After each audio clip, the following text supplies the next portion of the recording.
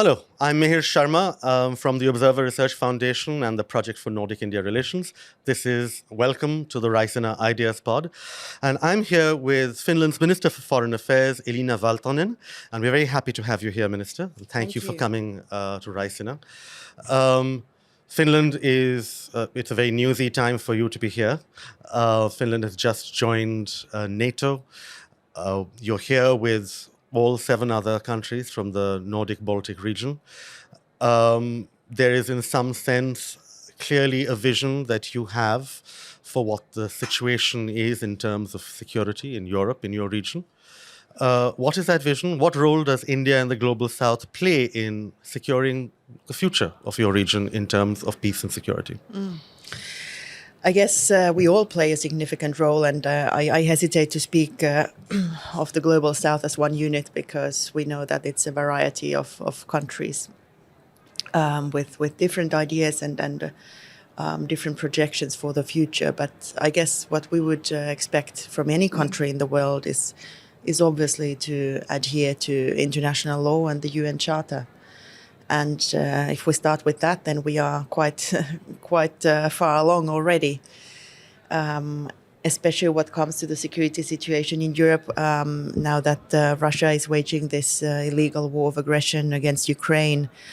We don't see it so much as a European war. Obviously, it's influencing us because it's taking place fairly close to where we, the Nordics and Baltics, live. But it's more of an issue of principle.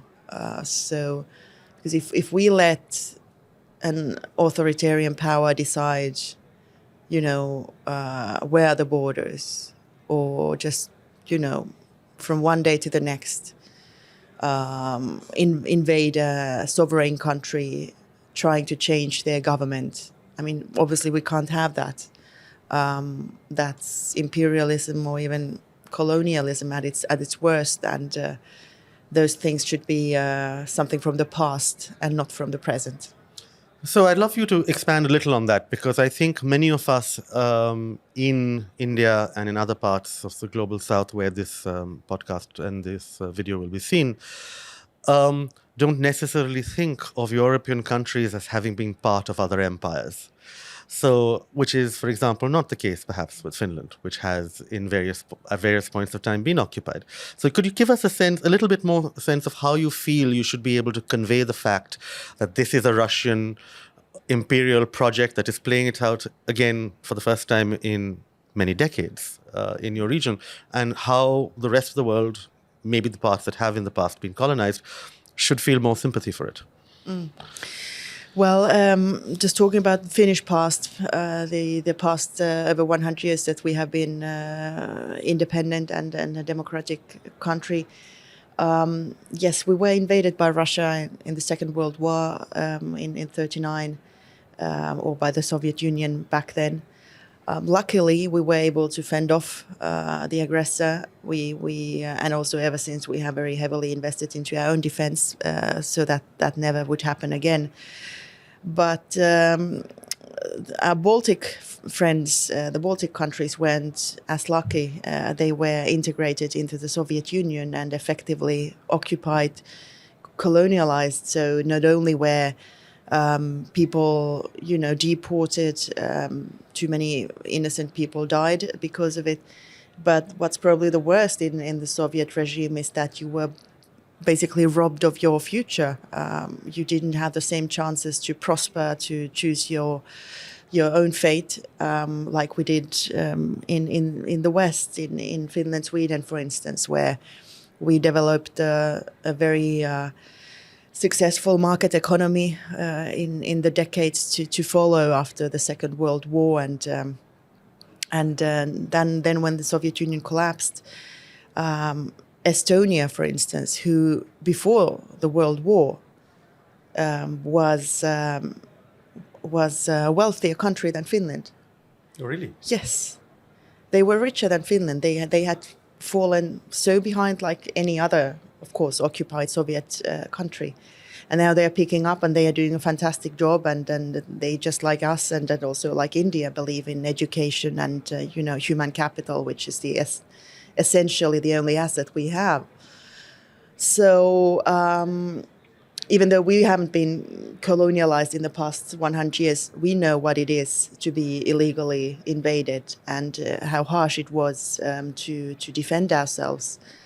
And ever since, we never gave up of the idea that even though we, of course, hoped for the best with Russia, we never gave up of the idea that they might be posing a military threat also in the future. So that perhaps explains why Finland, our defense expenditure has always been bigger than, say, for most of the other European countries. And so it's interesting that you bring that up, because I think the natural question there is, you've had some experience, of course, doing business with Russia over the past years. That didn't cause you to stop, as you say, keeping one eye on defense. And also you have a population that famously, at least, and we're told on the outside world, is more prepared maybe than many other countries in Europe for an invasion or for conflict of some kind. Is there some way in which you have something to tell some other European countries about what that requires, what that would mean, how to prepare a population mentally for what might come? Yeah, of course, it's easier to prepare a population if you share 1,300 kilometers of border with a hostile country towards you. In our case, Russia, of course. So perhaps the threat is felt not as immediately in say, the streets of Paris. Yeah. So we do see that it's an issue. But of course, if we look at Europe and the unity we've also observed in the past 2 years, it's fantastic, and everybody really and truly feels in the same boat, the way we have been assisting Ukraine in trying to defend themselves, trying to fight for their freedom, but also how all of the European countries have basically agreed to invest more into defense, and not in order to wage war, of course, but to deter that, because unfortunately how it seems is that Russia these days only understands power. So you have to be able to project that in order not to be invaded. And of course, we don't need another war in Europe or elsewhere in the world for that matter. You mentioned in some sense that you managed to prosper as a market economy since the war, and Sweden and Finland and many other Nordic countries are very powerful companies, many of whom have had a long relationship with the developing world and with India in particular.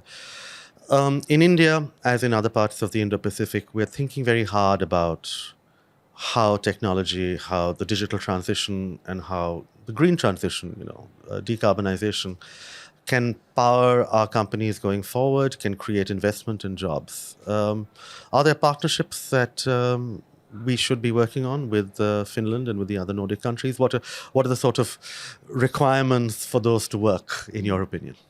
Oh, absolutely. And Finland, for that matter, has a very ambitious goal of being climate neutral by 2035. So in a bit more than a decade. And that, of course, brings us the courage to come up with the technology by which it's possible. Do you have hydropower, or what is we it? do have, yes, some hydropower as well, but we do rely very heavily also on nuclear, which of course is carbon neutral, and it's needed. We are a very cold country as well. And where does the uranium come from? Yeah, well, that's a question. We are trying to diversify our sources for uranium now, but so investing heavily into renewables, but also into the circular economy, whereby you would be using more effectively all resources, including energy. Also, how to build, effective houses and buildings, basically net zero carbon, or even negative carbon footprint, and all of those technologies we are, of course, happy to share with our partners, such as India. And also what's very important is, of course, clean water. We have a lot of expertise there, and clean air, because it's not only about the fact that you would have, zero CO2 emissions, but also that you would have nice and fresh air to breathe. Yes, and of course, air pollution is an increasing problem and political issue and demand of the public in many parts of the world, particularly mine. I wanted to sort of therefore end on a cheerful and forward-looking note. what are the ways in which you think how will the Nordic and Finnish relationship with India and other countries in this region grow? What are you doing to help push it forward? What kind of reception are you receiving here? Let us know. Yeah, well, the reception here has been fantastic. And indeed, just 2 hours ago, we commemorated and celebrated the 75 years of diplomatic ties between Finland and India with my colleague, Dr. Jai Shankar. And I think together, Nordics and Baltics, we are not only within G20, all of us combined, but within G10. So also from that perspective, an interesting counterpart to India, which is obviously an emerging powerhouse in the region. And what we respect most is that, you're doing a fantastic job as a democracy and also on the pathway towards personal individual freedoms, which we do see is the pathway forward. So looking forward to ever deepening cooperation. Thank you. And values and discussion are central to what we do at the Raisina Dialogue. So thank you for joining us here and thank you for listening. Thank you.